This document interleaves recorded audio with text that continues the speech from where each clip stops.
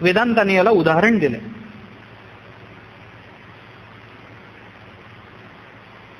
शरीर नावाच्या कारागृहामध्ये आम्ही सगळे अडकलेलो, सगळे त्या बंधनात, त्या तुरुंगामध्ये अडकलेलो. आणि हा तुरुंग तोडून बाहेर पडण्याची संधी नाही. शरीर हाच तुरुंग आहे आणि या शरीराला छेदून बाहेर पडायची कुणाचीही तयारीच नाहीये. आम्हाला वाटतं शरीरातून बाहेर पडलो की आम्ही मेलो, आणि मरणाची कुणालाही अपेक्षा नाही. म्हणून याच तुरुंगात राहा, याच्यात राहणं, या तुरुंगात राहणं, याच्यातच आम्हाला पुरुषार्थ वाटतो. शरीर हाच तुरुंग आहे वेदांताच्या दृष्टीने. पंचमहाभूताच्या भिंती बांधलेल्या आहेत वगैरे वगैरे वगैरे. काय त्याचं रूपक करायचं हा पुन्हा स्वतंत्र भाग झाला. तुरुंगामध्ये दोन प्रकारचे कैदी असतात. एक मोठमोठ्या चोऱ्या करणारे, दरोडे टाकणारे, खून करणारे, असे काही कैदी त्यात असतात, ज्यांना जन्मठेपेची शिक्षा झाली, ज्यांना फाशीची शिक्षा झाली, ज्यांना आणखीन काही 60-70 वर्षे तुरुंगवासाची शिक्षा झाली. अशी मोठी शिक्षा झालेले काही बंदी तुरुंगामध्ये असतात. आणि काही बंदी असतात ते क्षुल्लक कारणाकरता अडकवलेले, 2 दिवसाकरता, 5 दिवसाकरता, 15 महिन्याभराकरता क्षुल्लक चोऱ्या करणारे, भुरटे चोर म्हणतो आपण त्यांना. कुणाची पाकिट मार, कुणाला काही कर, थोडी जखम कर, कुणाला चाकूचा धाक दाखव, कुणाच्या खिशातले पैसे काढून घे, दागिने लूट, असं जे, किंवा प्रवचन आलेले लोकांच्या चपला घेऊन जा, असे काही चोर असतात. ते भुरटे चोर असतात. त्यांना महिना, 2 महिने, 1.5 महिना, 15 दिवस अशी शिक्षा त्या तुरुंगात दिली जाते. बरं, ते हल्ली काय आहे, तुरुंगामध्ये गेल्यानंतर तिथं बसून नाही राहायचं, ते कामाला लावतात तुम्हाला. वृत्तीमध्ये बदल घडावा आणि कामाची सवय व्हावी याच्याकरता कुणाला सुतार काम, कुणाला लोहार काम, कुणाला अमुक, कुणाला तमुक, काही कामं लावून देतात. मग आता इतके सगळे ते बंदी तुरुंगामध्ये 3-3, 5-5 हजार ते बंदी असतात. त्यांना कामाला लावलं की त्यांच्यावर लक्ष ठेवणारे जो अधिकारी असतो तो 1, 2, 3, 4 किती 5 पर्यंत असतात. आता 4000 लोकांवर लक्ष ठेवायला 5 माणसं कशी पुरतील अधिकारी? मग ते अधिकारी काय शहाणपणा करतात, आपण लक्ष ठेवतात पण तेवढी संख्या पुरत नाही, म्हणून ज्यांना मोठ्या शिक्षा झालेल्या आहेत, जन्मठेपेच्या, 70-80 वर्षे तुरुंगवासाच्या शिक्षा, अशा त्या मोठ्या कैद्यांना सांगतात जरा लक्ष ठेवा बरं का यांच्यावर, हे पळून जातील. कुणावर? हे सामान्य बुरट्या चोरांवर. हे काम करतात की नाही नीट लक्ष ठेवा बरं का, जबाबदारी त्यांच्यावर. मग तो जन्मठेपेचा कैदी जो असतो तो बाहेर येतो आणि काम करणाऱ्या, दगड फोडणाऱ्या त्या सामान्य चोराला सांगतो, नीट काम कर, तू तुरुंगात आहेस, तुला असं सोडणार नाही. अरे तू कुठं मोकळा आहेस म्हणून तू त्याच्यावर रुबाब गाजवतोस बाबा.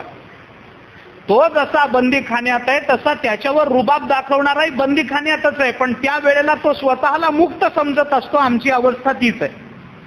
बंदिनम स्वम न मन्यते, आम्ही स्वतःला बंदी मानायलाच तयार नाही आहोत, बंधनच मानायला तयार नाही आहोत. बंधनाची जाणीव होणं हा पहिला भाग आहे. काही जणांना बंधनच कळत नाही, काही जणांना कळतं पण सुटण्याचा उपाय माहिती नाही. बंधन कळतं पण सुटता येत नाही. त्याची कारण अनंत. ममत्व असेल, आसक्ती असेल, कर्म असेल, मोह असेल, काम असेल, क्रोध असेल, लोभ असेल, काही त्याची कारणं लाख असतील, मला त्याची चर्चाही करायची नाही. पण कळतं आपण आता बंधनात पडलो आहोत, पण सुटण्याचा उपायच माहित नसतो. सुटायाचा काही करीतो उपाय, ते हे देखे पाय गोविले, तुकाराम महाराज म्हणतो. कळतं आम्ही बंधनात आहोत. तुकाराम महाराजांनीच म्हटलंय, भय वाटे पर न सुटे हा संसार. भय वाटतं, कळतं इथं भय आहे म्हणून या संसारात जाऊ नये हे कळतं, पण सुटण्याचा काही उपायच कळत नाही. न सुटे हा संसार. बर, त्याच्याकरता काही उपाय करावेत, तर सुटायाचा काही करीतो उपाय, ते हे देखे पाय गोविले. जसा जसा मी त्याच्यातून सुटण्याचा उपाय माझ्या बुद्धीने करत जातो तसा तसा अडकत जातो. हरिण जाळ्यामध्ये अडकला की सुटण्याचा जेवढा जेवढा उपाय करतो तेवढा तेवढा अधिक फसत जातो. कळतं हे बंधन आहे म्हणून, पण सुटण्याचा उपाय माहिती नसतो. हे बंधन आहे कळतं, सुटणे. ज्ञानेश्वर महाराजांनी 6व्या अध्यायामध्ये पोपटाचा दृष्टांत याच्याकरता दिला. तुकाराम महाराजांनी याच्याकरता माकडाचा दृष्टांत दिला. पोपट पकडणारा जो पारधी वगैरे असतो तो झाडाला अशी दोरी बांधतो आणि त्या दोरीला खाली अशी एक नळी बांधतो की जी स्वतःभोवती फिरते. मग त्या नळीला काहीतरी एक आमिष बांधतो, डाळिंब म्हणा, मिरची म्हणा, पेरू म्हणा, आणि मग त्या आमिषाला भुलून एखादा पोपट त्या मिरची करता त्या नळीवर येऊन बसतो. बसल्यावर त्या वजनानं ती नळी स्वतःभोवती गरकन फिरते आणि तो पोपट असा खाली येतो.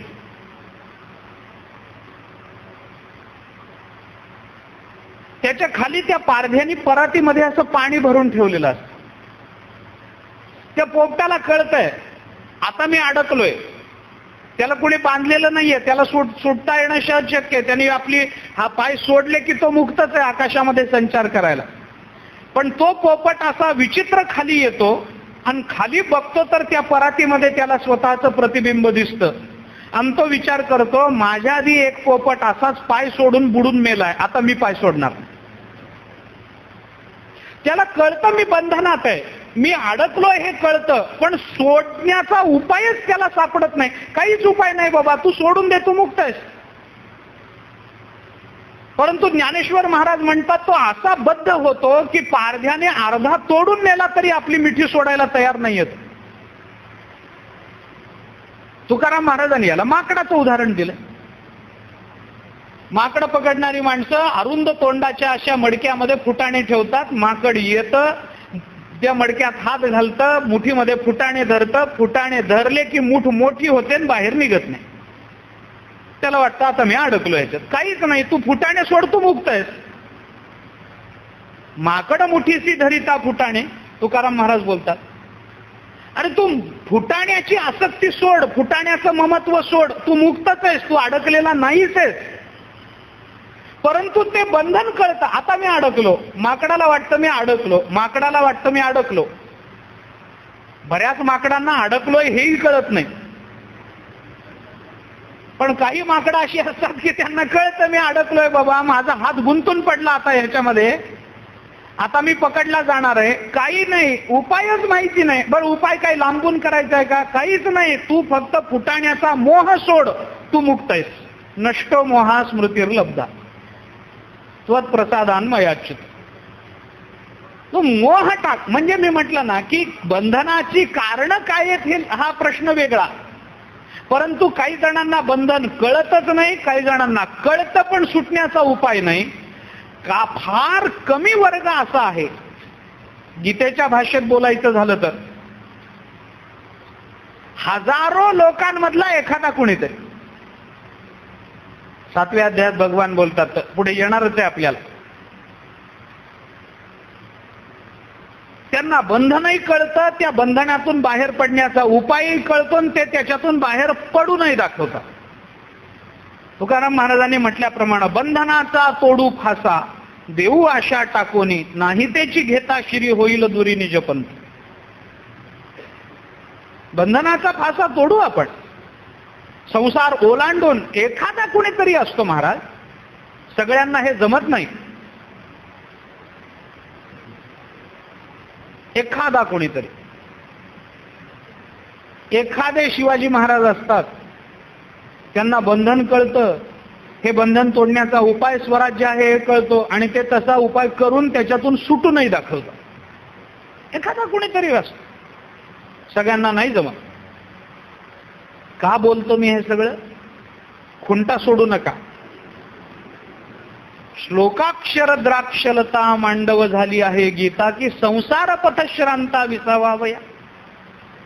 आम्ही संसारात श्रांत आहोत हेच आम्हाला कळत नाहीये. आम्ही अडकलेलो आहोत, आम्ही त्याच्याने दमलेलो आहोत, शिणलेलो आहोत, भागलेलो आहोत, आम्हाला कळतच नाही. आम्हाला हा संसार दमवतो आहे याच्यावर आमचा विश्वास नाहीये. उलट आम्ही त्या संसारात ज्या आवेगानं आसक्त होऊन फिरतो आहोत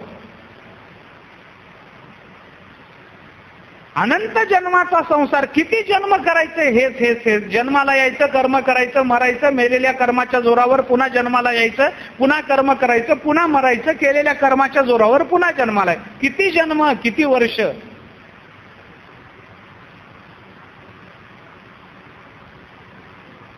मग काय आहे काय? श्रांत, ज्याला स्वतःच्या दुःखाची जाणीव होते, ज्याला स्वतःच्या बंधनाची जाणीव होते, गीता त्याला विश्रांती देण्याकरता तिथं मांडव होऊन उभी आहे. गीतेने आपली सावली धरलेली आहे. कुणी यावं, श्रांत झालेल्यानी. आता चालणाऱ्याला जर असं वाटलंच नाही की काही झालं तरी 72 प्राण गेला तरी चालेल, पण मी बसणार नाही, हे काही शहाणपणाचं लक्षण नव्हे. विश्रांती घे, पोटात काहीतरी जाऊ दे आणि मग पुन्हा चालायला लाग, मान्य. गीतेने सावली पसरून ठेवलेली आहे. गीता ही अशा सर्व संसारात चालून दमलेल्यांची सावली झालेली आहे. ती गीता आपला प्रत्येक अक्षर आम्हाला पोट भरण्याकरता देते, आम्हाला तृप्त करण्याकरता देते. गीतेचं महात्म्य आहे महाराज. ज्ञानेश्वर महाराजांनी कित्येक ठिकाणी हा विचार केला. अर्जुनाचे निव्याजे, गीता प्रकाशुनी श्रीराजे, संसारा एवढे थोर ओझे फेडिले जगाचे. गीतेने काय करावं अजून? केवढं महात्म्य आहे. जगाचं, संसाराचं ओझ गीता फेडून टाकते. जगाचं ओझ अर्जुन निमित्त असेल, पण जगाचं ओझ गीतेने फेडून टाकलं. म्हणून बाप बाप ग्रंथ गीता, जो वेदी प्रतिपाद्यता, तो श्रीकृष्ण वक्ता जी ग्रंथी. स्वतः भगवान ज्या ग्रंथाचे वक्ते आहेत, आपण सर्वजण त्यांचे श्रोते आहोत. असा बाप बाप ग्रंथ गीता. ज्ञानोबाराय त्या ग्रंथाचं वर्णन करतात. संसाराचं ओझं दूर केलं. मुळात संसाराला ओझं असतं हेच आम्हाला माहित नाही. संसाराचं ओझं माणसं अभिमानानं मिरवतात, ते ओझं वाटतच नाही. विस्तार खूप होईल, सोडून द्या. म्हणून या गीतेचा विचार आपल्या जीवनाच्या संदर्भात करावा, कारण ही गीता आमच्या प्रत्येक विचाराला योगारूढ बनवते. ही गीता आमच्या जीवनातल्या प्रत्येक अवस्थेचा विचार करते. आम्ही कधी आज्ञ असू त्याचा विचार आहे, आम्ही कधी मुमुक्षु असू त्याचा विचार आहे, आम्ही कधी बद्ध असू त्याचा विचार आहे, आम्हाला कधी दोलायमान अवस्था निर्माण झाली त्याचा विचार आहे, आम्ही चुकीच्या निश्चयावर येतो आहोत त्याचा विचार आहे, आम्हाला निर्णय घेता येत नाही त्याचा विचार आहे, आम्ही मुक्त आहोत त्याचा विचार. गीता सर्व अंगाने मानवी जीवनाच्या सर्व कंगोऱ्यांचं तात्विक चिंतन करून त्या महात्म्याला संसारातल्या आपल्या कर्तव्याकडे प्रवृत्त करणारा विचार गीता वारंवार बोलून दाखवते.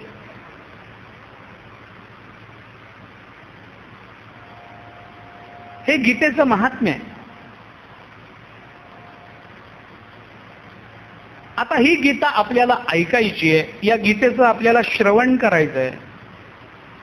कसं करायचं? नाही, आम्ही गीता ऐकायला आलो, तुम्ही सांगा धर्मक्षेत्रे कुरुक्षेत्रे समवेता युत्सवा, सांगा तुम्ही अर्थ. धर्मक्षेत्र असणाऱ्या कुरुक्षेत्रावरती संजया, धृतराष्ट्र बोलतो, माझी आणि पांडूची मुलं युद्धाच्या अपेक्षेने गेलेली आहेत, तिथं नेमकं काय झालं तू मला सांग. मग संजय बोलतो, दृष्ट्वा तू पांडवानिकं व्यूढं दुर्योधनस्तदा आचार्यमुपसंगम्य राजा वचनम अब्रवीत. असं करत करत शेवटी संजय म्हणतो, यत्र योगेश्वर कृष्ण. झाली गीता श्रवण केली ना. आम्हाला गीता ऐकायची, तुम्ही सांगा, आम्ही ऐकली. अशी गीता सांगणारा आणि केवळ अशीच गीता ऐकणारा, दोघेही तिथेच आहेत.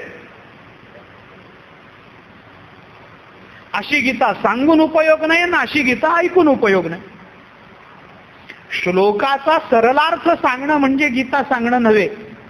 भगवंताला ते अभिप्रेतही नाही आणि गीतेवरच्या कोणत्याही टीकाकारांनाही ते अभिप्रेत नाही. गीता ऐकायची, याचं श्रवण करायचं, काय त्याचे परिणाम आम्हाला प्राप्त होणार आहे? श्रवणाला बसणाऱ्या प्रत्येकाला अंतःकरणामध्ये कुठेतरी त्याच्या फलश्रुतीची अपेक्षा असते. ते मी ऐकायला बसतो, मी 6 दिवस कुरुक्षेत्रावर येऊन ऐकणार आहे, मला काय मिळणार सांगा ना? केवळ घरादारापासून लांब गेलो म्हणजे घरातल्या संकटापासून लांब गेलो एवढाच त्याचा अर्थ आहे का? कुरुक्षेत्रावर जायला मिळालं म्हणजे काय, कुरुक्षेत्र बघायला मिळालं, कशा करता बघायचंय? अरे आपलं गाव तसं हे गाव, आपल्या गावात जशी दुकानं तिथे अशी दुकानं, आपण मराठी बोलतो इथे हिंदी बोलतात, माणसासारखा माणूस, काय बघायचं काय याच्यामध्ये? फलश्रुती काय त्याची? जोपर्यंत फल मिळत नाही तोपर्यंत कुणाची प्रवृत्ती होत नाही.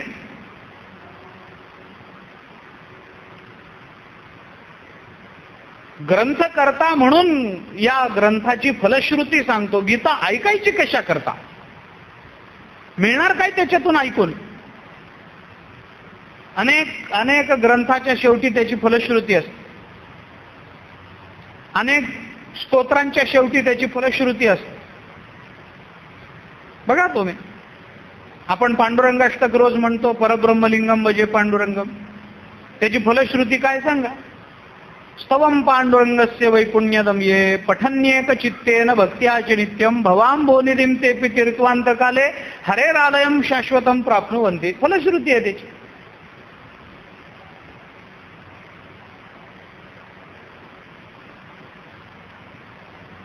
स्तवम पांडुरंगस्य वैपुण्यदम ये पठन्येक चित्तेन भक्त्याच नित्यम. एक चित्तानं या स्तोत्राचं रोज जो पठण करेल त्याला काय मिळेल? भवांबोनिधिं तेपि तीर्थ अंतकाले. त्याच्या अंतकाळामध्ये तो या भवसागराच्या पलीकडे पोचेल, या संसाराच्या पलीकडे जाईल. अंतकाले म्हणल्याबरोबर लगेच नाही. माणसाला अपेक्षा ती एक आहे, स्तोत्र म्हणलं की फल दाखवा. कुठं मिळालंय सांगा? स्तोत्र म्हटलंय पण फल कुठे दाखवा? आम्ही कुठं पलीकडे गेलो संसार म्हणून ते तीर्थ अंतकाले. बरं, अंतकाल झाला, भवसागराच्या पलीकडे गेलो, नंतर काय पुन्हा जन्म आहे काय? नाही. अरे हे आलयम शाश्वतम प्राप्नुवन्ति. आलय म्हणजे घर. भगवंताच्या घरामध्ये, भगवंताच्या स्वरूपामध्ये किंवा वैकुंठ लोकामध्ये शाश्वतम कायम स्वरूपी वास्तव्य करायला मिळतं. हा या स्तोत्राचा परिणाम आहे, जर आम्ही रोज म्हणू तर. अंतकालामध्ये भगवान दर्शन देऊन संसार सागराच्या पलीकडे पोचवतील आणि आम्हाला कायम स्वरूपी भगवत स्वरूपामध्ये वास करायला मिळेल, वैकुंठ लोकामध्ये वास करायला मिळेल. ही त्याची फलश्रुती झाली. ही फलश्रुती सांगितल्याशिवाय लोक येत नाहीत. ही फलश्रुती सांगितल्याशिवाय लोकांना हे म्हणावं वाटत नाही. कारण ग्रंथाची फलश्रुती ही श्रोत्यांची प्रवृत्ती असते. आम्ही गीता ऐकायची कशा करता? बरं, ऐकली आम्ही आतापर्यंत कधी ऐकली नाही का? पाठ आहे आम्हाला तुम्ही पुढचा श्लोक म्हणा, आम्ही मागचा म्हणतो, आम्हाला मुखोद्गत आहे गीता. ऐकणं असं नाही. ऐकणं हा एक विधी आहे. आम्ही इथे ऐकायला आलो आहोत म्हणजे काहीतरी विधी घेऊन आलो आहोत, काही हेतू घेऊन आलेलो आहोत. चला आता मांडी ठोकून बसा, 2 तास 2.5 तास आता आपल्याला हे ऐकायचंय, हे लक्षात घ्यायचंय. ऐका. का ऐका? ऐका म्हणजे काय नेमकं?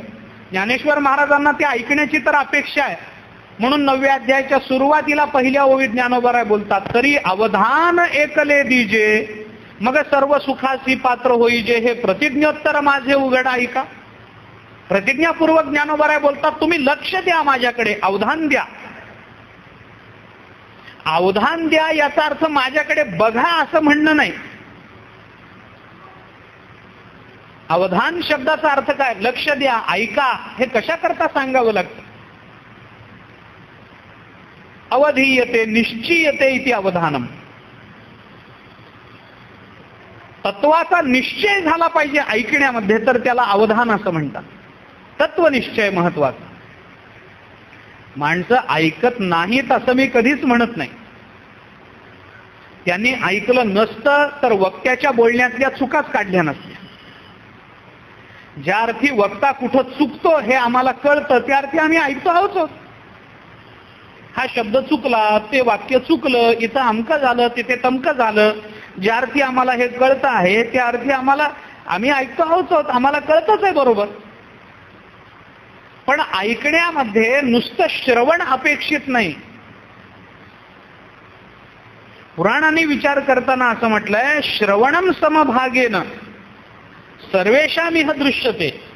सगळेच श्रवण करताना दिसतात, श्रवणाला बसलेले सगळेच दिसतात, पण फलभेद हा कुतो जातः प्रब्रुवंती हरिप्रिय.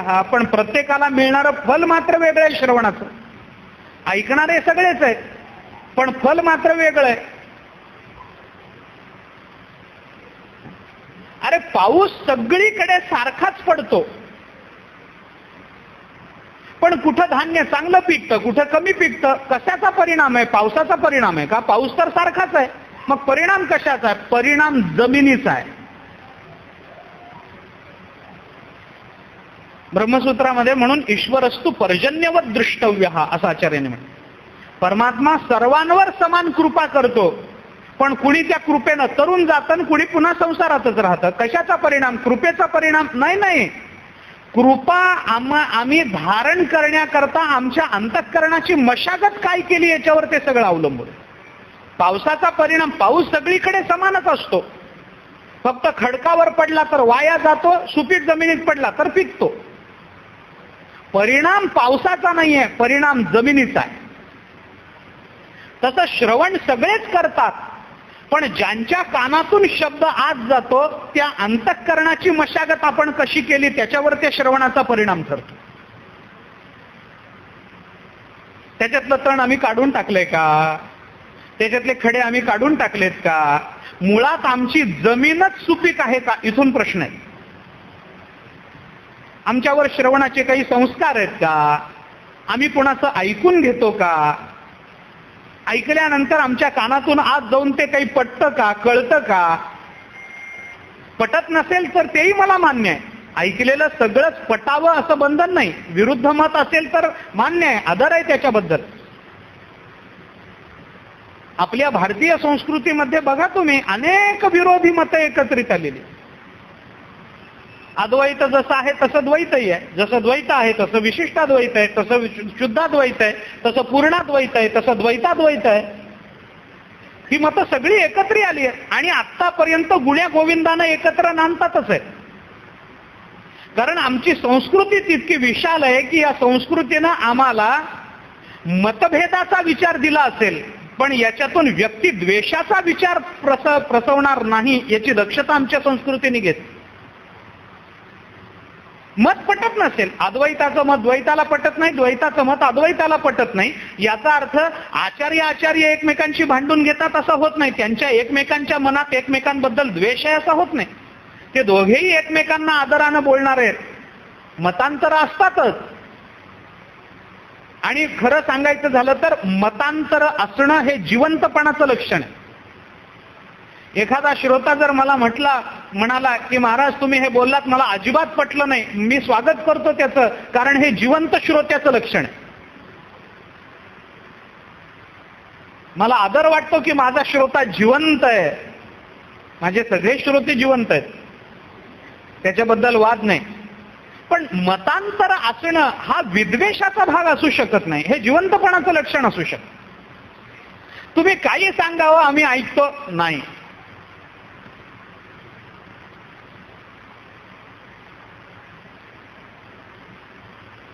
श्रवणाला आम्ही आलो, ऐकतात सगळेच, पण फल मात्र सगळ्यांनाच समान मिळतं असं नाही. उदाहरणं खूप आहेत. रामायण चालू होतं, संपलं. रामायण संपल्यानंतर कथाकारांनी श्रोत्यांना असं विचारलं की चला आज रामायण संपलं, उद्या मी निघून जाणार. तुम्ही रामायण ऐकलं, मोठी गर्दी केली, श्रद्धेने आलात, ऐकलं, मला खूप बरं वाटलं, खूप गर्दी तुम्ही केली. श्रोत्यांचं प्रतिनिधी म्हणून काही मतं मांडा बाबा. तुम्ही काय ऐकलं नेमकं मला कळू द्या. काय ऐकलं तुम्ही? एकाने उभं राहून सांगितलं काही नाही, रामायणातून आम्हाला एवढंच कळलं, दुसऱ्याची बायको पळवून आणावी, प्राण गेला तरी देऊ नये. याने रामायणच ऐकलंय. दुसरा एक जण उभा राहिला, तो म्हणाला आम्हाला रामायणातून एवढंच कळलं की आपण जर धर्म मार्गानं चाललो, आपण जर योग्य मार्गानं चाललो तर परमात्मा सुद्धा आपल्याला सहाय्य करतो. आपण जर योग मार्गाने चाललो तर वानर देखील आपल्याला सहाय्य करतात. आपण जर योग्य मार्गाने चाललो तर नको असणारी माणसं स्वतःहून आपला त्याग करतात. आपण जर योग्य मार्गाने चाललो तर अंतःकरणामध्ये आपल्याला भगवत प्राप्तीशिवाय अन्य विचार सुचत नाहीत. हे रामायणातून आम्हाला कळलं. हे बरोबर आहे. बरं, जो म्हणतो दुसऱ्याची बायको पळून आणावी, प्राण गेला तरी देऊ नये, बरं हे रामायणात नाही का मला सांगा. रावणाचं चरित्र ह्याच्यापेक्षा काय वेगळं? त्यांनी रामायणच ऐकलंय. ऐकणारे सगळेच असतात, पण कुणाची जमीन किती सुपीक आहे याच्यावर फल काय मिळतं हे लक्षात घ्या. हे ठरत असत. आम्ही आमच्या अंतःकरणाची मशागत काय केली, आम्ही त्याला किती सवय लावली, आम्ही त्याच्यातलं तण कसं काढून टाकलं. आलोय ना आता कुरुक्षेत्रावर, आता घरची आठवण काढत बसू नका. सुनबाईने असं केलं असेल का, तसं झालं असेल का, जावई येणार होते, काय झालं. येतील, राहतील, बसतील, जेवतील, जातील. आपल्या वाचून माणसाचा हा भ्रम आहे की माझ्यामुळं संसार चालतो. हा भ्रम आहे. असं काहीही नसतं. मी तुम्हाला साधं आपल्याला वाटतं आणि मी इकडं आलो तिकडं कसं होत असेल, काही नाही, फार उत्तम चाललंय. मी सांगतो तुम्हाला, मला फोन आले तुमच्या घरून, सगळ्यांचं उत्तम चाललेलं आहे, कोणी चिंता करू नका. मला सगळ्यांनी सांगितलंय तुमच्या घरच्या लोकांनी. एवढंच कशाला, तुम्ही ही प्रवचनं झाल्यावर घरी जाऊन विचारा मुलांना, बाबा आम्ही नव्हतो 8-10 दिवस तिकडे गेलो होतो, कसं काय इकडं काय. पोरं म्हणतील बाबा एवढ्या लवकर कशी काय संपली हो प्रवचन, आम्हाला वाटलं महिनाभर राहताल अजून तिकडं. तुम्ही तिकडं होता तेव्हाच आमचं बरं चाललं होतं, तुम्ही आलातच कशाला. आता बाबा असं करा, चातुर्मासाला जा. आता तुम्हाला श्रवणाची गोडी लागली म्हणजे आहे, हे चालूच आहे. पोरांना माहिती हे गेल्याशिवाय घर सुधरत नाही. आम्ही काय या भ्रमात राहावं की माझ्यामुळं घर चालू आहे. मला सांगा, आम्ही इकडं आलो म्हणजे काय आमच्या जावयाला भूक लागत नाही काय? आम्ही इकडं आल्यामुळं काय तो गोडधोड करून खात नसेल काय? आम्ही इकडं आल्यामुळं आमच्या घरच्या गायी पाणी पित नसतील काय? आम्ही इकडं आल्यामुळं आमच्या घरची म्हैस आंबील पित नसेल काय? चारा खात नसेल काय? कडबा खात नसेल काय? तिचं चालूच आहे. तुम्ही राहा न राहा. ती म्हैस असं कधी म्हणत नाही बऱ्याच दिवसात दिसलं नाही, कुठे गेलेत कुणाला माहिती, असं म्हणत नाही. काही नसतं. आम्हीच असं म्हणतोय की आमच्यामुळे संसार. अरे कशाला, कुणाचा संसार कशामुळे अडेल? आम्ही हे सगळे स्मरणाचे, आमच्या संसाराच्या चिंतनाचे हे तण काढून टाकलेत का अंतःकरणातले? हे तण असे आहेत की या तणामुळे मुख्य पीक येत नाही. सगळं पाणी हे गवत पिऊन जातं, हे तण पिऊन जातं. आलेले सगळे विचार हे सगळे तण पिऊन जातात, हे गवत पिऊन जात आहे. गाजर काय म्हणतात त्याला, काँग्रेस गवत, गाजर गवत काही म्हणतात ना. दिलेलं पाणी तिकडच आहे, मुख्य पिकाला पाणीच जाऊ देत नाही. ते मुख्य विचाराला, आमच्या जीवनाच्या यशस्वीतेला, जीवनाच्या परिपूर्णतेकडे गीतेचा विचार जाऊच देत नाही. म्हणून आम्ही जशी मशागत करतो, म्हणून हे श्रवणम समभागेन सर्वेषाम इह दृश्यते. सगळेच समान श्रवण करताना दिसतात, पण परिणाम का भिन्न भिन्न आहेत. काही जणांना ऐकलेलं पटतं, काही जणांना पटत नाही, काही जण ऐकतात. हे काय आहे? काय अंतःकरणाचे हे परिणाम आहे. श्रवणस्य विभेदेन फलभेदोपि संस्थितः. आम्ही काय ऐकतो, कसं ऐकतो याच्यावर हे सगळं ठरतं. काय ऐकायला पाहिजे, आम्ही कसं ऐकायला पाहिजे. आम्ही गीता ऐकायला आलो आहोत ना, मग काय ऐकणार आहोत आम्ही? गीता ऐकणार म्हणजे नेमकं काय ऐकायचंय आम्हाला याच्यामध्ये? लक्ष द्या, लक्ष द्या. ज्ञानेश्वर महाराज पुन्हा पुन्हा गीता सांगताना का म्हणतात आपल्याला? हा एक विधी आहे. उपनिषदांनी सुद्धा आपल्याला वेदांत विचाराचं श्रवण करायला सांगितलं.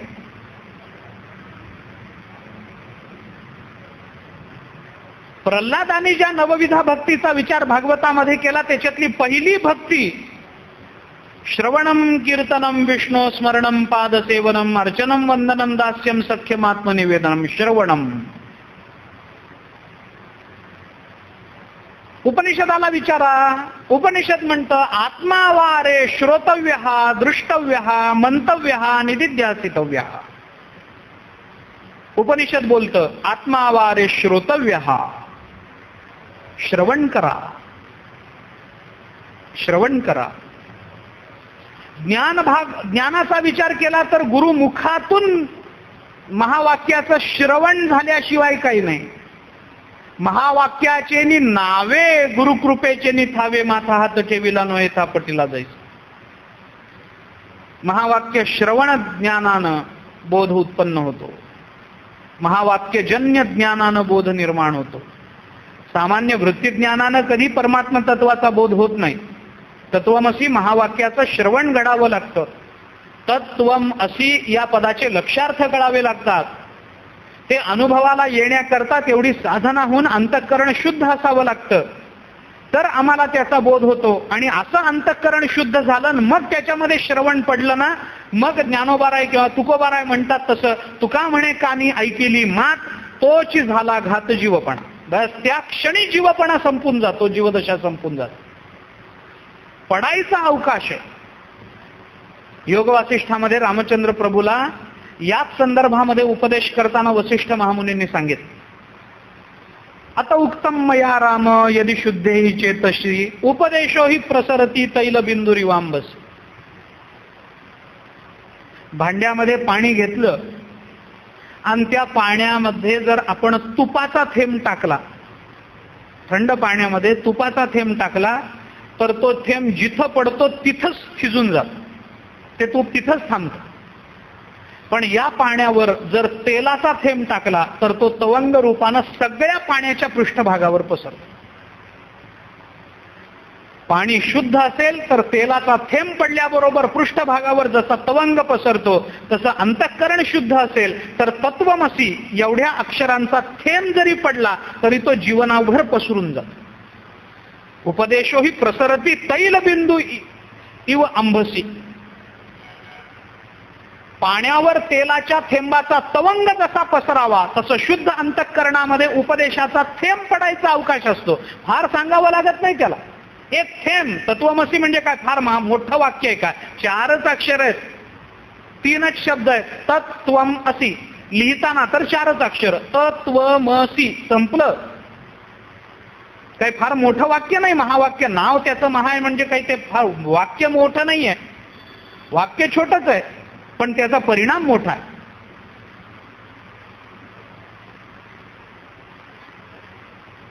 श्रवण करा.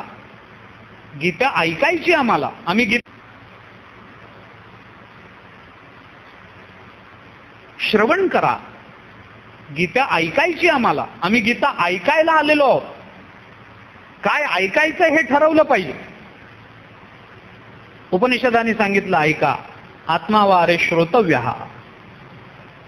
भक्ती भूमिका सांगते नाही श्रवणम कीर्तनम विष्णू स्मरणम. ज्ञान भूमिका सांगते महावाक्यजन्य ज्ञानानं बोध. हे सगळे श्रवणाचे विषय. श्रवणाशिवाय मनुष्याचा उद्धार नाही. श्रवणाशिवाय परिपूर्णता नाही. माणसं ऐकत नाहीत असं मी म्हणतच नाही. महाभारतानेच एके ठिकाणी विचार करताना असं म्हटलं, दरवी सुपरसानिव. महाभारतानेच उदाहरण दिलंय या संदर्भात. माणसं इतकं ऐकतात, इतकं ऐकतात, इतकं ऐकतात,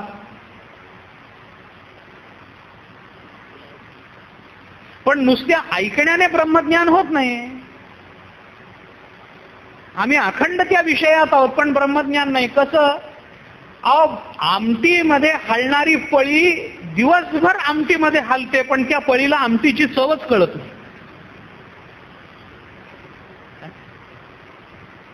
आमटी हलवताना आपण पळीनं हलवतो, पळीनं वाढतो, ती पळी आमटीतच राहते दिवसभर रात्रभर, पण त्या पळीला आमटीची चव कळत नाही. तसं नुसत्या श्रवणाने आपल्याला ब्रह्मबोध होणार नाही. त्याच्याकरता तो विधी म्हणून पाळला पाहिजे. विधी आहे. विधीचा विचार करताना वैदिक विधी आहे, कारण उपनिषदांनी सांगितलं आपल्याला आत्मावारे श्रोतव्य हा वैदिक विधी आहे. पौराणिक विधी आहे, कारण भागवत महापुराणाने सांगितलंय श्रवणम विष्णू स्मरणम पादसेवनम.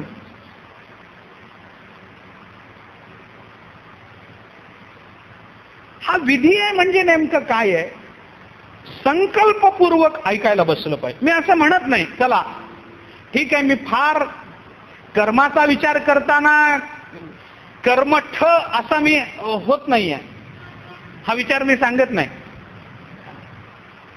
माणसानं कर्मठ कधीच असू नये, मान्य आहे. पण याचा अर्थ कर्म टाकावं, कर्मावर अश्रद्धा दाखवावी असंही होत नाही. कर्मठ असू नये पण कर्मावर श्रद्धा असावी. कर्मानंच सगळं मिळतं असं कधीच समजू नये, पण कर्म केल्याने मिळण्याकरता सहाय्य होतं हा विश्वास मात्र माणसाने ठेवावा. करावं लागेल मला. संध्या केल्याने काही कोणी कर्मठ होत नाही, वाडवडिलांचं श्राद्ध केल्याने काही कोणी कर्मठ होत नाही, काही मिळावं म्हणून काही केल्याने काही कोणी कर्मठ होत नाही, केलेलं चुकीचं धुवून टाकण्याकरता कोणी काही कर्म केलं तर ते कर्मठ होत नाही. नित्य नैमित्तिक काम्य आणि प्रायश्चित्त कर्माला कर्मठता म्हणता येत नाही.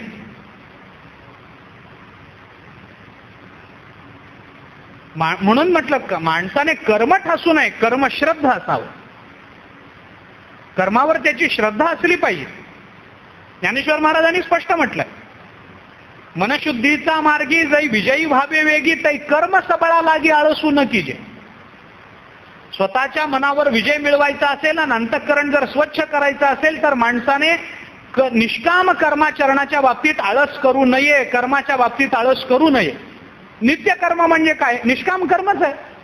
संध्या करण्याने काय कुणाला फल आहे काय? त्याचा संकल्प आहे.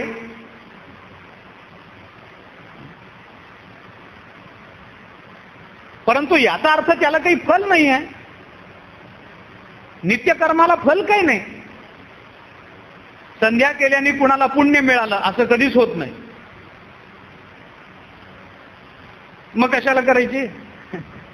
म्हणून तर माणसं करत नाहीत. काही मिळतच नाही तर उगीच कशाला वांझोटे कर्म करा. पण अडचण इथेच आहे. संध्या केल्याने पुण्य लाभत नाही हे बरोबर आहे, पण नाही केल्याने पाप लागतं म्हणून करावी लागतं. संध्या केल्याचं पुण्य नसतं, पण संध्या केली नाही तर पाप लागतं, ते लागू नये म्हणून करायची असते. मुद्दा इथे आहे.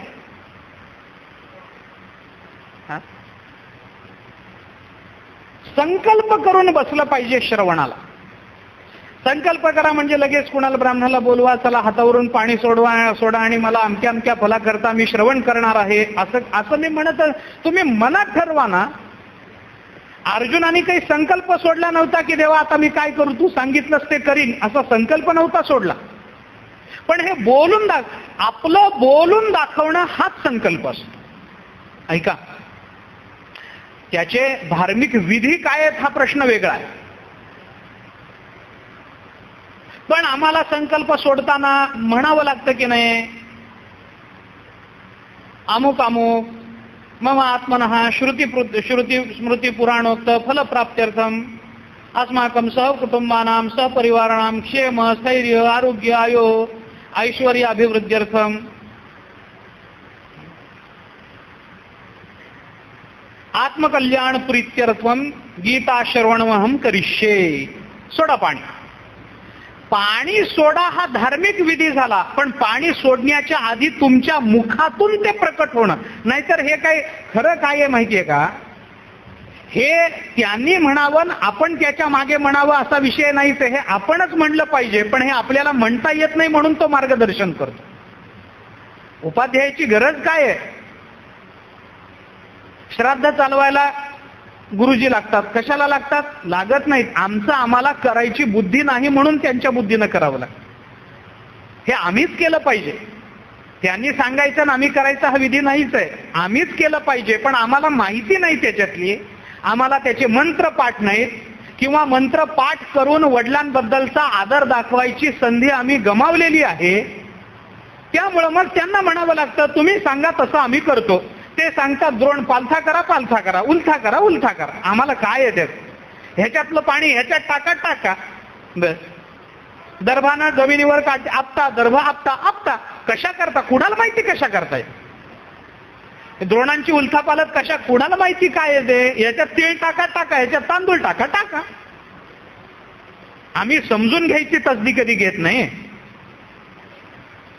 आमच्या मुखातून असं असं करीन असं मनात येणं ते मुखातून प्रकट होणं हाच संकल्प आहे.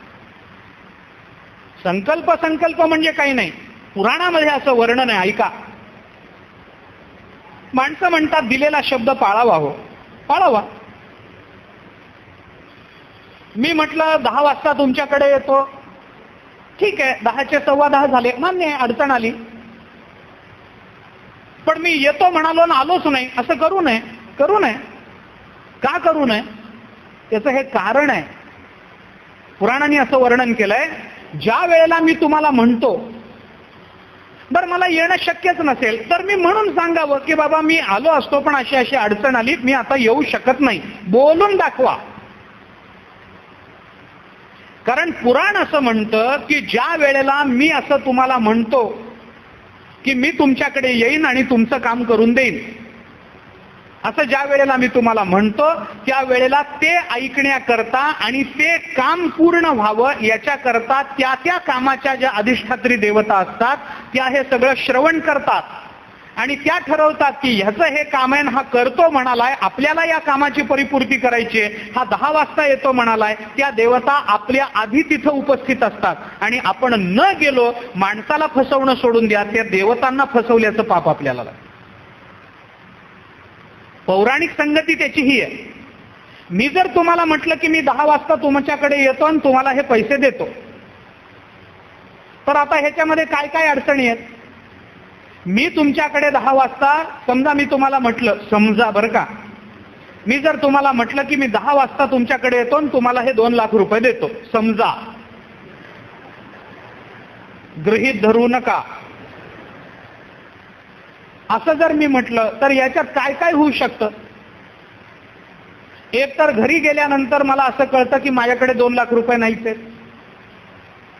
कदाचित 2 लाख रुपये असले ते घेऊन मी निघालो तर रस्त्यात कुणीतरी माझं पाकिट मारू शकतं, रस्त्यात मला अपघात होऊ शकतो, पैशाची पिशवी दुसरीकडे उडून पडू शकते, कुणीतरी ते घेऊन निघून जाऊ शकतं. कदाचित वाटमारी करणाऱ्या लोकांनी वाटमारी करून माझ्याकडून पैसे काढून घेतले तर काय सांगावं. कदाचित मी ते 2 लाख रुपये घेऊन निघालो, रस्ता रहदारीचा आहे, वाटमारी होण्याची शक्यता नाही, चोरी होण्याची शक्यता नाही, पण अर्ध्या रस्त्यात आल्यानंतर कळलं की अमक्या अमक्या मित्राला आत्ता दवाखान्यात ऍडमिट केलंय, त्याचं ऑपरेशन आहे, पैशाची गरज त्याला जास्त आहे, मग मी तुमचा रस्ता बदलून त्याच्याकडे जाणार नाही काय. म्हणजे तुम्हाला 2 लाख रुपये देईन असं मी म्हटल्यानंतर ते 2 लाख रुपये न मिळण्याचे अनेक कारण आहेत. त्या सर्व कारणांचा निराश करून ते 2 लाख रुपये त्या वेळेला तुमच्याच पदरात पडले पाहिजेत, याच्याकरता त्या त्या वेळच्या त्या त्या अधिष्ठात्री देवतांची जी मदत अपेक्षित असते ती मदत त्या वेळेला मिळत नाही, कारण त्या देवता उपस्थित असतात पण आपण जात नाही. याच्याकरता माणसं म्हणतात दिलेला शब्द पाळा. का पाळा? माणसाचं मन जिंकण्याकरता नाही, देवतांची अनुग्रह होण्याकरता. त्या पौराणिक देवता आहेत, त्या देवता तिथे उपस्थित असतात. जर मी असं म्हटलं की मी तुमचं प्रवचन ऐकायला येईल, तर तुमचं प्रवचन माझ्या कानातून हृदयात उतरण्यासाठी कानाच्या ज्या अधिष्ठात्री देवता आहेत त्या तिथे जाऊन बसलेल्या असतात आधी, मग मला श्रवण घडतं. मी जर तुम्हाला म्हणेन की मी तुम्हाला देईन, तर देण्याकरता हाताची जी अधिष्ठात्री देवता आहे ती तिथे उपस्थित असते. कारण कर्म घडण्याकरता दैवम चैवात्र पंचमम ही गीता बोलते. अधिष्ठानम तथा करता करणंच पृथक विदम विविधाश्च पृथक चेष्टा दैवम चैवात्र पंचमम. इथला दैव शब्द प्रारब्ध या अर्थाने नाही, इंद्रियांच्या अधिष्ठात्री देवता या अर्थाने आलेला ज्ञानेश्वर महाराजांनी खुलासा केला. 18व्या अध्यायात पाहून घ्या या श्लोकावरचं भाष्य.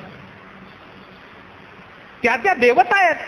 डोळ्याची देवता आहे, कानाची देवता आहे, नाकाची देवता आहे, उजव्या डोळ्याची देवता इंद्र, डाव्या डोळ्याची देवता शची, पायाची देवता विष्णू आहे की नाही? या देवता आहेत का नाही? मी जर तुमच्याकडे येईन असं म्हणत असेल तर माझ्या पायाची अधिष्ठात्री देवता याच्याकरता सिद्ध होऊन बसलेली असते, विष्णू सिद्ध झालेले असतात. आणि मी जर आलोच नाही तर त्यांची सिद्धता वाया जाते, हा त्यांचा अपमान होत असतो. म्हणून माझ्या मुखातून तो शब्द बाहेर पडणे हाच संकल्प असतो. मी असं करीन असं म्हणणं हाच संकल्प आहे. तुम्ही जेव्हा इथं येण्याच्या पूर्वी मला सांगितलेलं आहे, महाराज आम्ही कुरुक्षेत्रात येणार आहोत बरं का, असं ज्या वेळेला तुमची भेट झाल्यानंतर तुम्ही वेळोवेळी मला सांगितलेलं आहे, त्या वेळेला तुमच्या श्रवणाकरता आवश्यक असणाऱ्या देवतांनी सुद्धा रिझर्वेशन करून ठेवलेलं आहे. आपल्यालाही कुरुक्षेत्राला जायचंय कारण यांनी सांगितलंय मी येईन, याचा संकल्प झालाय. याचा संकल्प सिद्धीला नेण्याकरता त्या देवता उपस्थित आहेत. आज विचार करा, आपण आपली जबाबदारी काय आहे याचं भान राहिलं पाहिजे. त्या देवता येऊन बसतात आधी.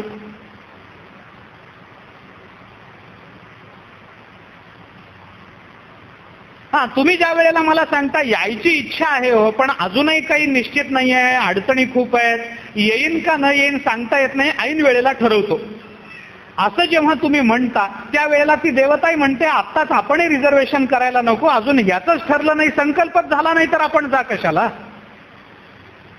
माझ्या मुखातून मी असं करीन हे शब्द बाहेर येणं हाच संकल्प आहे. करीन किंवा न करीन हा विकल्प झाला, पण करीन हा संकल्प झाला. मी गीता ऐकण्याकरता इथे येणार आहे हा संकल्प झाला. येईन का न येईन माहित नाही, विकल्प झाला. तिथं येणार आहे पण ऐकीन का न ऐकीन सांगता येत नाही, हा विकल्प झाला. इथे देवतांचा आधार मिळत नाही, देवतांचं सहाय्य मिळत नाही. याच्याकरता आमच्या मुखातून शब्द बाहेर पडणं हाच संकल्प आणि त्यालाच विधी म्हणतात. तोच विधी आहे.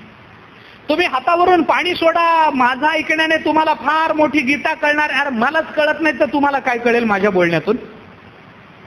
असा माझा दावाच नाहीये की माझा ऐकण्याने तुम्हाला मिळेल. माझं म्हणणं एवढंच आहे की तुम्हाला जे मिळेल ते माझ्या बोलण्याच्या निमित्तानं, पण त्या देवतांचा अनुग्रह झाल्यामुळे मिळेल, जर काही मिळेल. म्हणून तो संकल्प महत्वाचा, म्हणून त्याला विधी म्हणायचं. हा विधी 3 प्रकारचा असतो. एक नियम विधी, दुसरा अपूर्व विधी आणि तिसरा परिसंख्या विधी. वेदांतामध्ये विधी 3 प्रकारचा: नियम विधी, अपूर्व विधी, परिसंख्या विधी. याची उदाहरण आहे. ज्ञानेश्वर महाराज म्हणतात अवधान एकले दीजे. उपनिषद म्हणतात आत्मावारे श्रोतव्य, हा श्रवण करा, करा, विधी झाला. लगेच आपण म्हणतो करतो ना, संकल्प झाला. शास्त्र आपल्याला विधी सांगतं, आपण त्याचा संकल्प करतो. तो विधी आणि तो संकल्प या दोन्हीच्या देवता तो संकल्प सिद्धीला नेतात. शास्त्रांनी सांगितलं गीता ऐका, आम्ही म्हणतो ऐकतो ना कुरुक्षेत्रावर, संकल्प झाला. संकल्प झाला की मग आता तो विधी कोणता? आमच्याकरता गीता ऐकणं हा अपूर्व विधी आहे, नियम विधी आहे का परिसंख्या विधी आहे? 3 प्रकारचे विधी असतात.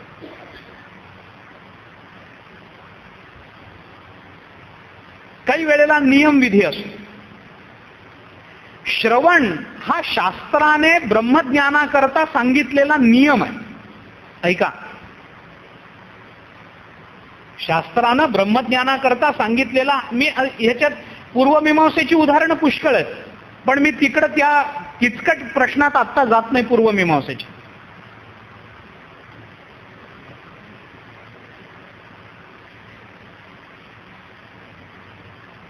यज्ञामध्ये काही वेळेला त्या हवीर द्रव्याकरता ती साळ जी असते त्याचं पोलपट काढायला सांगितलं. कसं काढायचं? नखानं काढायचं का कांडो? अरे कसंही काढ, काढ एवढंच सांगितलंय ना, नियम आहे तो, एवढंच सांगितलंय. असं ना तसं तू कर, ऐक. काही वेळेला श्रवण हा नियम आहे. तत्वमसी महावाक्यानेच ब्रह्मज्ञान होतं. तत्वमसी महावाक्य श्रवण हा नियम झाला तिथला. काही वेळेला विधी अपूर्व विधी असतो. मी आता नुसती अर्थ सरळ शब्दशः अर्थ सांगून पुढे चालतो.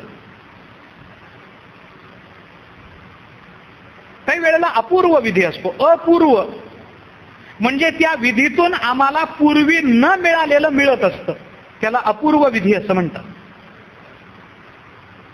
स्वर्ग कामो यजेत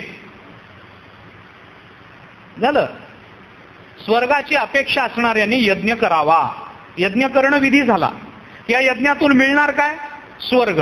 स्वर्ग मिळणार म्हणजे स्वर्ग याच्या पूर्वी मिळालाय का? नाही. नव्यानं मिळाला ना, मग यज्ञ करणं हा अपूर्व विधी झाला. अपूर्वता, पूर्वी न मिळालेलं मिळणं हा विधी आहे. आणि काही वेळेला परिसंख्या विधी असतो. मी उदाहरणाने आपल्याला सांगतो. आम्हाला कशा करता हे सगळं सांगितलंय शास्त्राने? जीवनाचं कल्याण साधून घेण्याकरता, परमात्म रूप होण्याकरता. परमात्म रूप याच्यानेच होता येतं का? ज्ञानाने होता येतं, भक्ती नाही होता येतं. मग भक्ती का ज्ञान? ज्ञानाने परमात्मा स्वरूपत आहे, भक्ती नाही परमात्मा स्वरूपत आहे. मुखी नाम हाती मोक्ष ऐसी साक्ष बहुतांची. ज्ञानादेव तू कैवल्यम, उपनिषदाची भाषा. दोन्हीकडे आपल्याला कैवल्याची अपेक्षा आहे. दोन्हीकडून कैवल्य मिळणार. भक्ती नाही मोक्ष मिळणार आहे आणि ज्ञानाने मोक्ष मिळणार झालं. मग परिसंख्या विधी काय करतो? त्याच्यातल्या त्याच्यात आमच्या अधिकाराचं साधन कोणतं ते निवडा. आमचं वय, आमचा अधिकार, आमच्या इंद्रियांची ग्रहणशक्ती, आमच्या शरीरातलं सामर्थ्य, आमची बुद्धी, आमची बैठक, या सगळ्या गोष्टी विचार करून मग आपल्याला सांगितलं जातं की 2 पक्ष निर्माण झालेत ना, याच्यातला कोणता पक्ष निवडायचा हे जेव्हा शास्त्र सांगतं तेव्हा तो परिसंख्या विधी असतो. एका पक्षाचा त्याग करून एका पक्षाचा स्वीकार करणं याला परिसंख्या विधी असं म्हणतात. एका साध्याकरता जेव्हा 2 पक्ष निर्माण होतात, त्यापैकी एका पक्षाचा त्याग करून एका पक्षाचा स्वीकार करणं हा परिसंख्या विधी झाला. नियम विधी म्हणजे ते करणंच अपेक्षित आहे हा नियम विधी झाला. आणि ते अमक्या अमक्या कारणाकरता केलं पाहिजे हा अपूर्व विधी झाला. याच्यातली गंमत अशी आहे की श्रवण हा नेमका कोणता विधी मानायचा? नियम विधी, अपूर्व विधी का परिसंख्या विधी? विधीचा विचार करताना श्रवण हे तिन्ही विधीचा विचारात घे. तिन्ही विधीमध्ये बसू शकतो. कशा कशा करता? थोडस स्पष्ट बोलतो. सूत्र थोडा वेदांताचा विचार आहे, पण श्रवणाचं महात्म्य कळावं पटावं म्हणून बोलतो. पुढेही बोलतो अजून. ऐका. गीता ऐकावी. कुणी ऐकावी? ज्यांना संसारातून मुक्त व्हायचंय त्यांनीच ऐकावी का मुक्त झालेल्यांनी गीता वाचावी? हो, कुणी वाचावी? कुणी वाचावी? सगळ्यांनीच वाचावी. सगळ्यांनीच. मुक्त. आता ज्ञानेश्वर महाराजांना गीता वाचायचं काय कारण आहे? काही नाही. गीतेतलं तत्वज्ञान ज्यांच्या प्रत्येक कृतीतून अभिव्यक्त होते त्यांना गीता काय वाचायची? पण ज्ञानेश्वर महाराज रोज गीता वाचत असत. नियम आहे, गीता वाचली पाहिजे. जोपर्यंत आमचा देह पडत नाही तोपर्यंत आम्हाला श्रवण केलं पाहिजे, हा नियम आहे.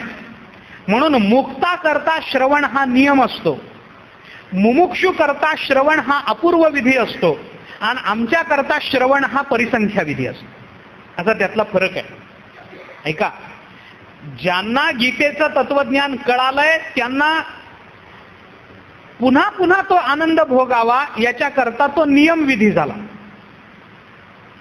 जे अजून त्या मुक्कामावर पोचले नाहीत त्यांच्याकरता गीता ऐकणं, गीता वाचणं हा अपूर्व विधी झाला. आणि आम्ही गीता ऐकावी का उपनिषद ऐकावी? गीता ऐका, कारण गीता ऐकणं तुमच्या व्यवहाराशी संबंधित आहे असं सांगितलं जातं, तेव्हा तो परिसंख्या विधी झाला. 3 प्रकारचे विधी आहेत. विस्तार खूप आहे याचा विधीचा. याच्यातले काही पोटभेद आहेत, याच्यात अजून काही प्रकार आहेत.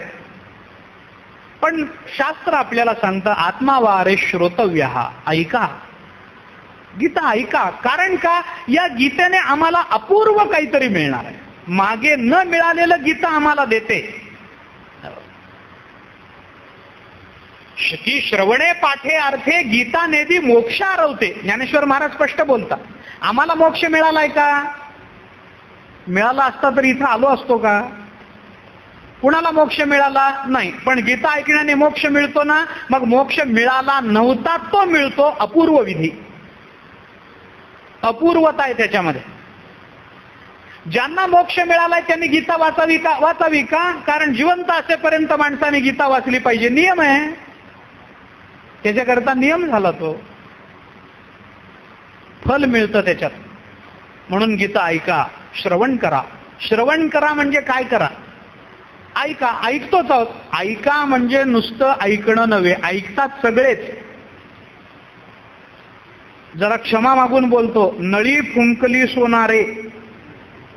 मी काही बोलत नाही, तुम्ही स्वतःकडे लावून घेऊ नका. मी फक्त उदाहरण सांगितलं. ऐकणारे ऐकतातच. आपण विचार करा, गीता ऐकणारे कोण कोण होते? एकटा अर्जुन होता. खरंच एकटा अर्जुन होता का? भगवान श्रीकृष्णाने जी गीता अर्जुनाला सांगितली ती गीता जशीच्या तशी संजय आणि धृतराष्ट्राला सांगितली की नाही? म्हणजे गीतेचे श्रोते दोन झाले, एक अर्जुन आणि एक धृतराष्ट्र. अजून बोलतो. गीता जशी भगवंतानी अर्जुनाला सांगितली तीच गीता संजय आणि धृतराष्ट्राला सांगितली आणि तीच गीता ज्ञानेश्वर महाराजांनी आपल्याला सांगितली. आपणही श्रोते आहोत का नाही? आहोत. बघा गंमत काय. खरं म्हणजे गीतेचे 4 श्रोते.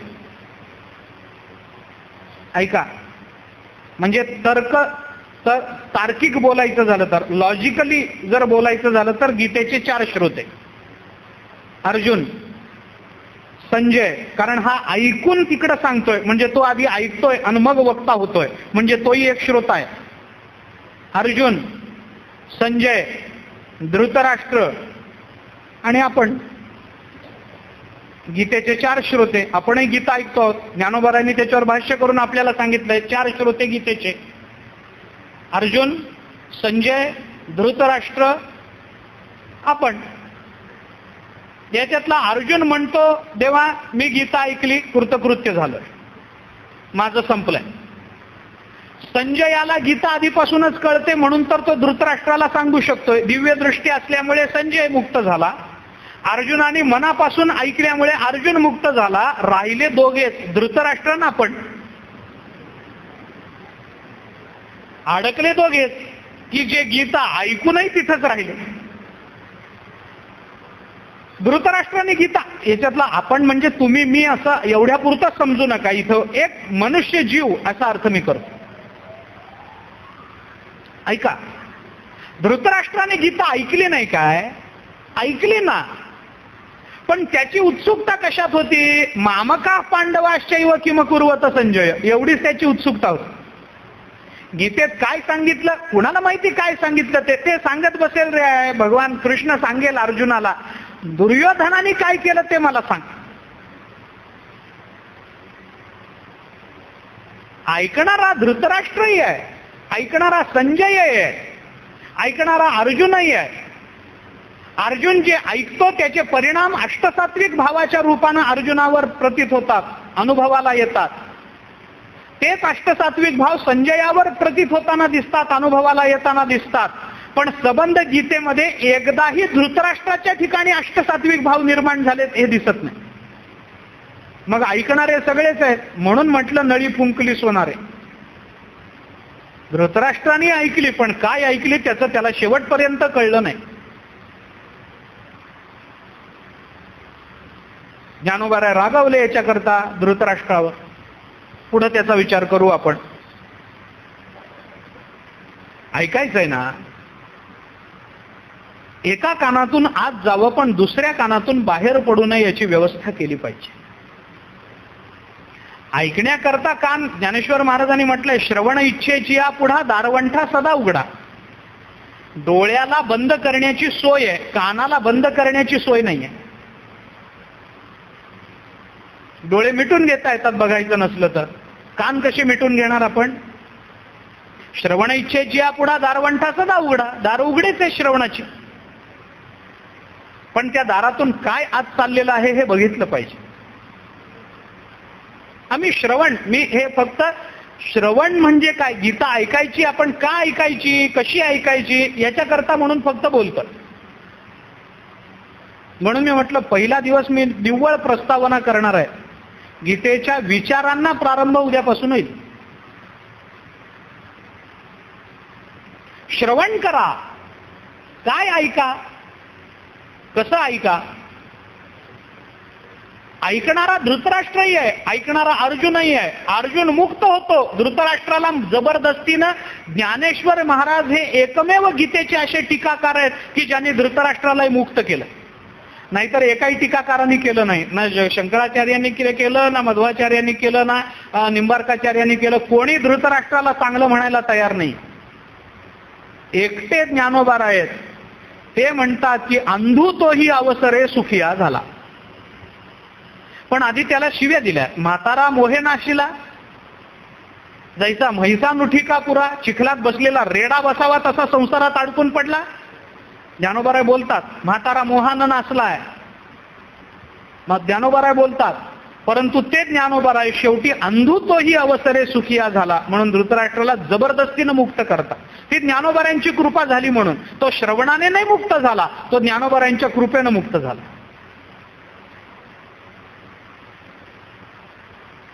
पण बाकी कोणी टीकाकार धृतराष्ट्राला मुक्त मानायला तयार नाही.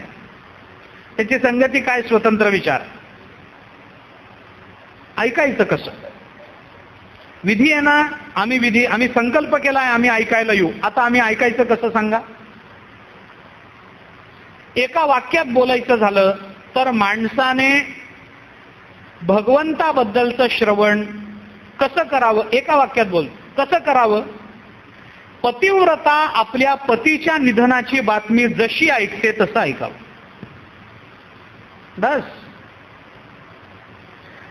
पतिव्रतेच्या कानावर पतीच्या निधनाची बातमी पडणं हाच तिच्या जीवनाचा जसा शेवटचा क्षण असतो, तसं माणसाने जीवाचे कान करून असं ऐकावं की तेच त्याचं शेवटचं श्रवण असावं. पुन्हा श्रवणाची वेळ येऊ नये, पुन्हा श्रवण होऊ नये, पुन्हा साधनेची प्रवृत्ती होऊ नये. शास्त्राने सांगितलेलं उदाहरण आहे म्हणून बोलतो. कसं ऐकावं? पुराणामधून वर्णन आहे. ऐकण्याचं, श्रवणाचं फल जर पदरात पडायचं असेल तर 4 गोष्टींनी माणसाने युक्त असलं पाहिजे.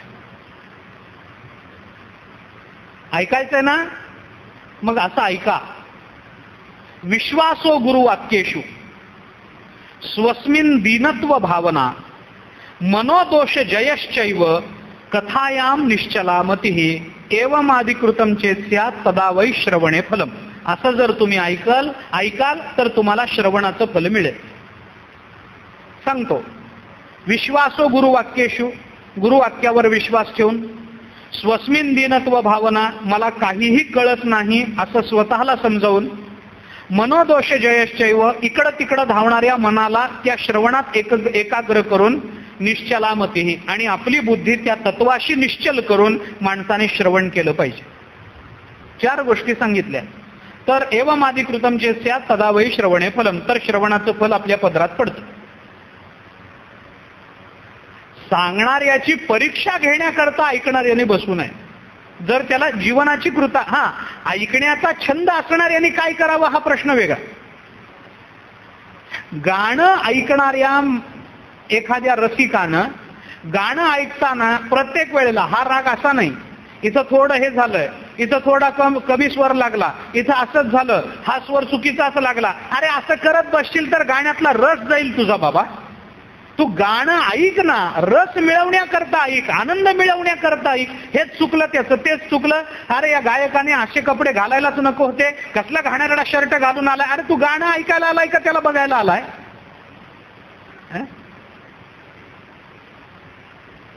ऐकायचंय ना.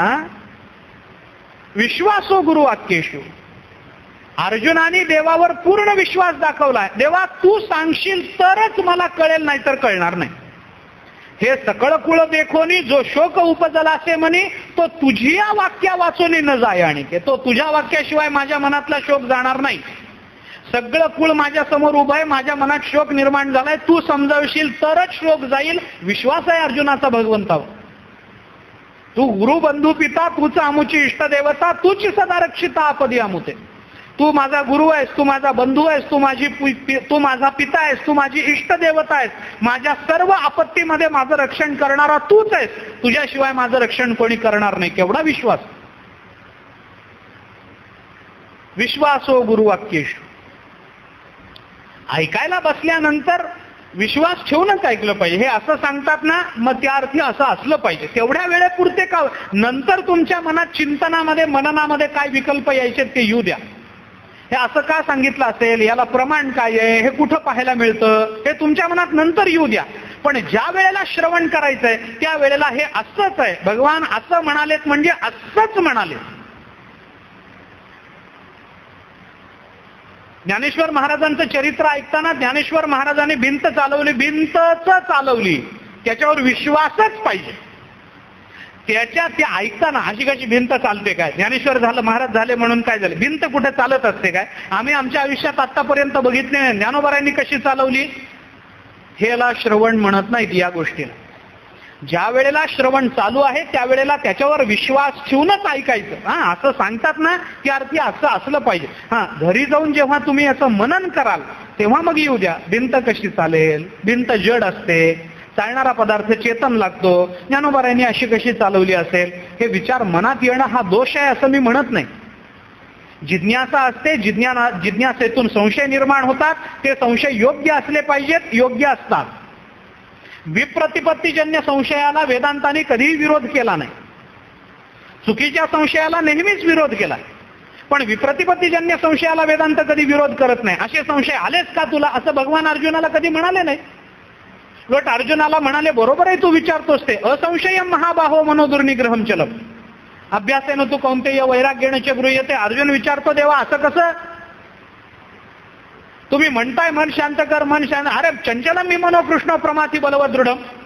भगवान म्हणाले असंशयम, बरोबर आहे तुझी शंका अर्जुन. अर्जुनाला असा, मूर्ख आहेस तू, तुला काही कळत नाही, मी सांगतो मन असं असतं म्हणून तू काय माझ्यापेक्षा शहाणा आहेस का, असं भगवान बोलले नाही. तुझी शंका बरोबर आहे, या शंकेचं हे उत्तर आहे. विप्रतिपत्तीजन्य संशयाला वेदांत विरोध करत नाही. योग्य संशयाला वेदांतांनी कधी विरोध केला नाही, अयोग्य संशयाला नेहमीच विरोध केला. कारण अयोग्य संशय हा तर्कदुष्टता असते. अयोग्य संशय म्हणजे तर्कदुष्टता असते, तिथं जिज्ञासा नसते. ज्ञानेश्वर महाराज रेड्यामुखी, रेडा कुठे वेद बोलतो काय, ही तर्कदुष्टता आहे, हा संशय नाही आहे. हा विरोधाची भूमिका आहे, ही जिज्ञासेची भूमिका नाही आहे. जिज्ञासा असणारा मनुष्य असं नाही म्हणत, रेडा कुठं बोलतो काय असं नाही म्हणत. असं कसं रेडा बोलवतील हे म्हणणं ही जिज्ञासा आहे. रेडा कुठं बोलत असतो काय, ही तर्कदुष्टता आहे. चुकीच्या संशयामध्ये तर्कदुष्टता असते, विप्रतिपत्तीजन्य या संशयामध्ये जिज्ञासा असते.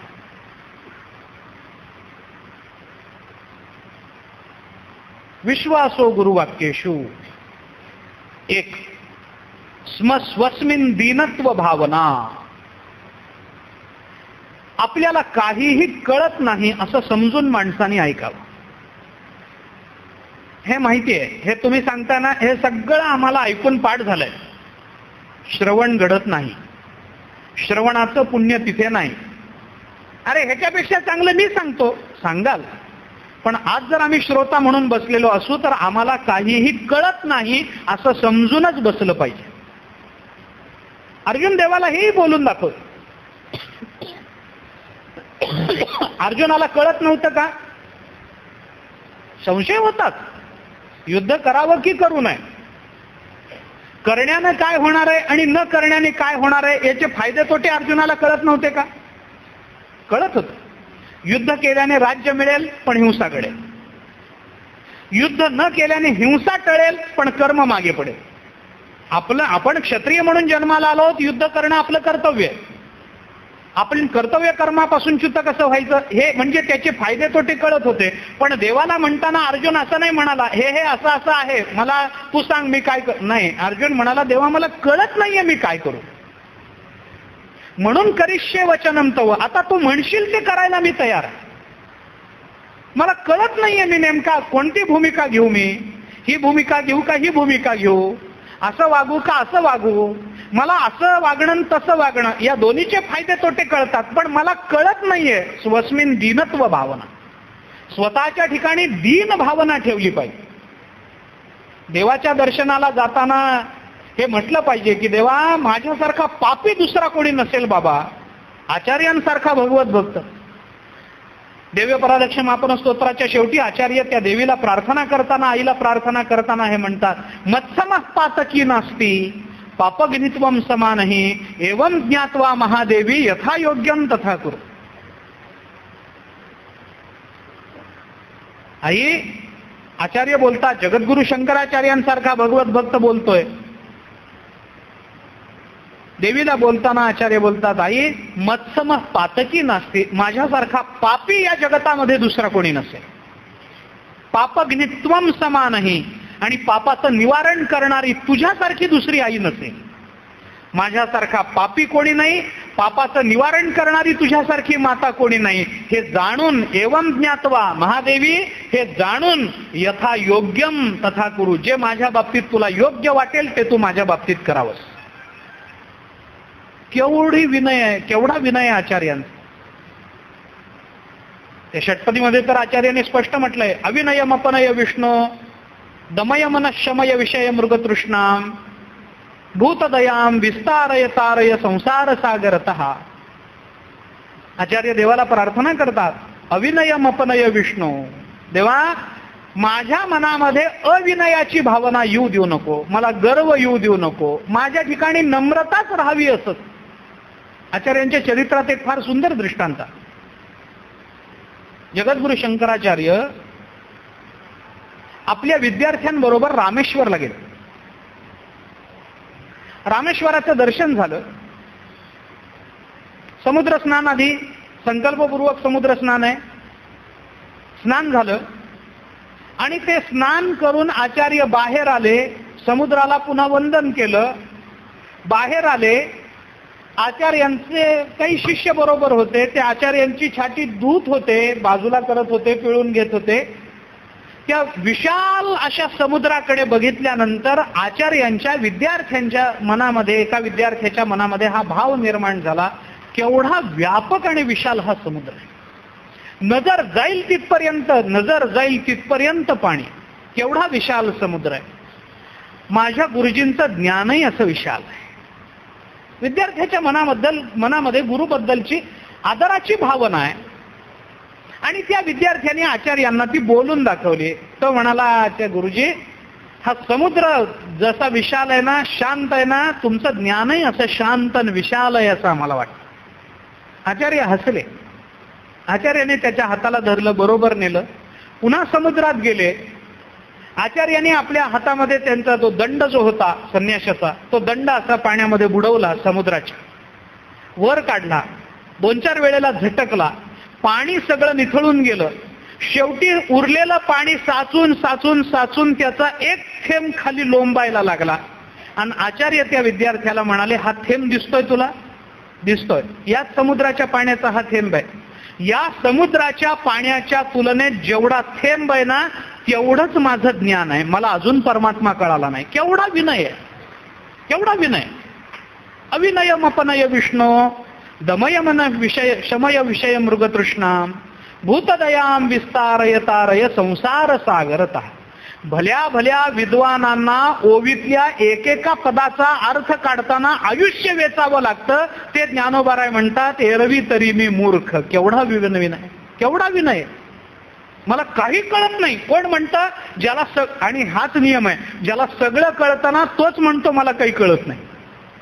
जो मला कळतं म्हणतो ना त्याला काही कळत नसतं. नियमच उपनिषदामध्ये आलेला विचार आहे हा, माझा नव्हे. आपण चिंतन करा, विचार करा.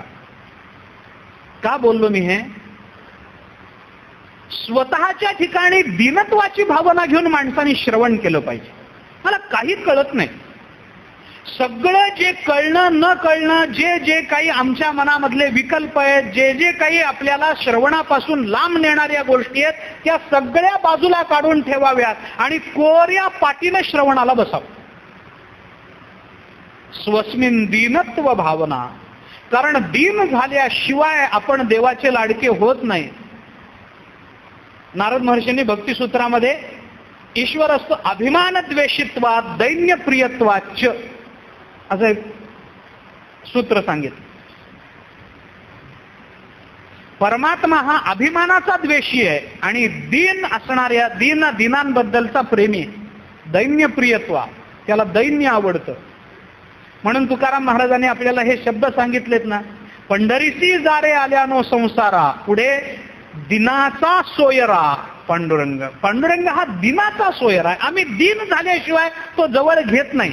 आम्ही अभिमानानं गेलो तर तो दूर लोटतो. दीन होऊन गेलं की देवा तुझ्याशिवाय मला आता गत्यंतर नाही बाबा, काय करायचंय ते तू कर, आता तुझं कळेल ते करी, तारीसी तरी तारी मारी, जवळी अथवा दुरी धरी घाली संसारी अथवा न, काय करायचंय ते कर असं म्हणून देवाजवळ गेल्याशिवाय परमात्मा बाहेर काढत नाही. अर्जुन दीन झाला म्हणून श्रवणाचं फल मिळालं.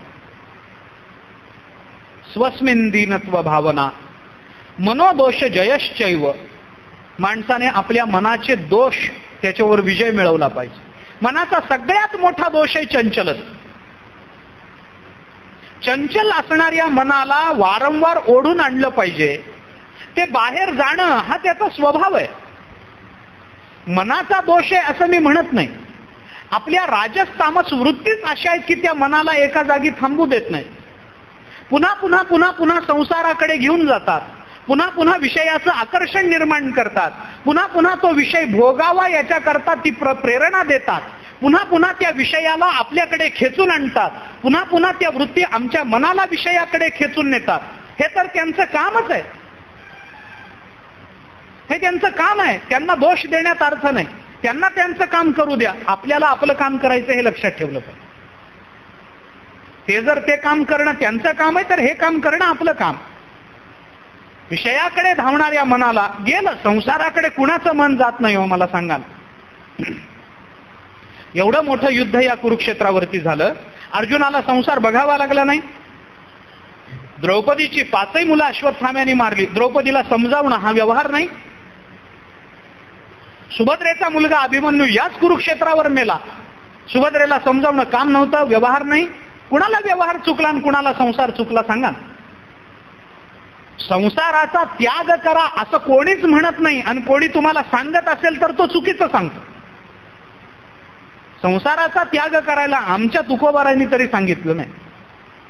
आमच्या निळोबारायांनी, गोरोबा काकांनी, चोखोबारायांनी